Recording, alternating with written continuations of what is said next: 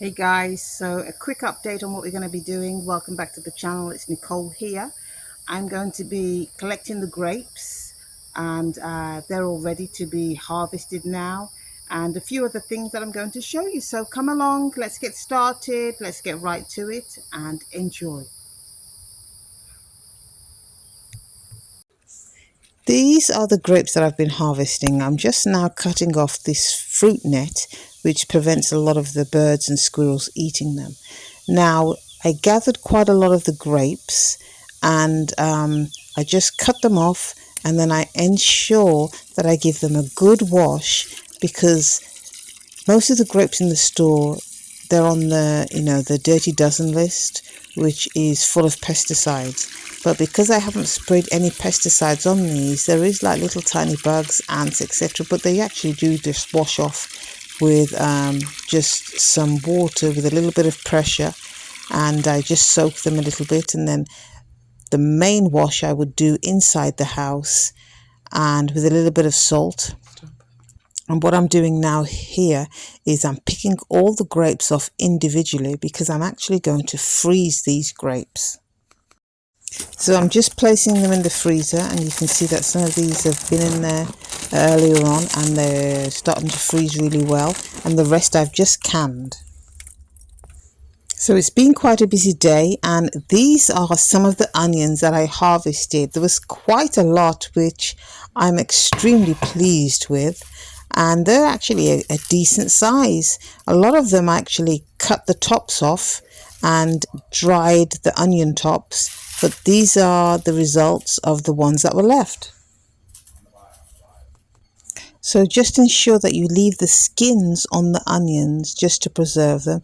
I tend to leave my onions for at least a week before I eat them, just to sweeten them up a little bit.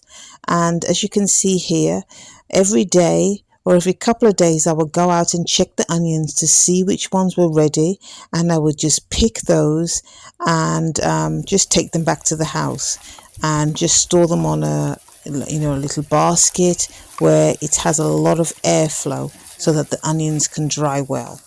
I'm not sure if you remember the mangoes that I did a video on, and they were all pollinated. Now I want to show you the mangoes now, how large they've grown. It's quite astonishing. Look at the mangoes now. This one's so large it's actually hanging down, touching the gravel. And then I'm going to show you this one here. You can see that there. If we go a little further up, there's another one hanging. How marvelous is that? And if we just look further back, because there's lots at the back of the tree, we've got two hanging there.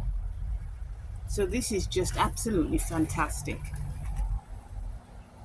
Now I am so pleased because I've had this mango tree for years, and this is the first time that it's actually produced mangoes. It used to flower but no production. So it's produced and the harvest is plentiful. Now I want to show you a few more things in the garden, so I need to be quick because there's actually a storm coming. Now, being as though I harvested those onions, I actually purchased, they were on sale, some little onion sets. I don't know how many there was in the bag, maybe 100. So what I did was I prepped the bed where I had already harvested the onions, and then I replanted more onions. These are white onions, red onions, shallots. So there's a whole bunch of different types of onions that I planted, and you can see these have been in a week and they're starting to grow already. So now I'm going to cut some of this celery and bring it into the house, because I need to use it to actually make a drink, which I'm going to show you. Now after the celery, I'm going to cut some parsley. This is parsley that's been growing, and then I'm going to cut some cilantro, and as you can see there, the cilantro, some parts of it are actually starting to flower. So we're just going to cut the ones that aren't flowering. I'm going to give it a good wash. I put a little bit of salt in the water, and just to ensure any little bugs floating on top. Wash it, drain it a couple of times, and then I'm going to put it into the blender. As you can see here, the whole lot I'm just going to put in. Didn't even chop it up or anything, just put it all in there. I put about a cup of water in there, and I'm just going to blend it all up. Now I like to blend this quite well because I really don't like to have lots of bits in there from the celery or from the parsley or anything. So blend it up quite well. It'll only take a couple of minutes. When you blend it up, but just ensure that when you look at it, you open the top, you blend it to the consistency that you're going to like. Now the celery, parsley and cilantro are all at room temperature, including the cup of water that I placed into the blender. Everything was at room temperature, nothing was chilled. Here's the big reveal. Take a breath, because unfortunately this was not nice at all. Not nice at all at room temperature. Hence, you're not seeing my face when I drink this, because it was quite awful really.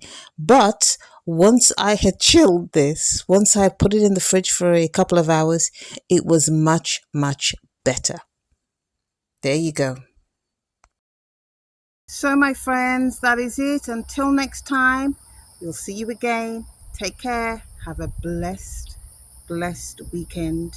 Remember, keep preparing. Store up food, because as you can see, events in the world are getting quite critical. So it's imperative that not only you prepare your hearts, your minds, but you prepare your storehouses. Take care. God bless. Bye for now.